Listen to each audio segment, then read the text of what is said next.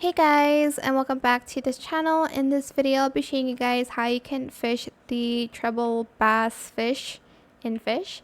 So we're just going to go to this area, which is like the other island near Moosewood, and then you're either going to stand here or stand here to fish for it, depending on your luck, I guess. I don't know why these both of these area. I had my luck here, but other people had their luck here. It took me like 2 or 3 days to fish for that, but you are going to use, I like to use the heavenly rod for this one. The heavens rod.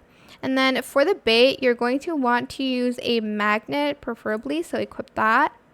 And then you are just going to basically fish for the treble bass. Shake, shake, shake. And if you have like, I guess 50 or 40%, I think it was 50%, that means you caught the treble bass. I will show it to you guys in a minute.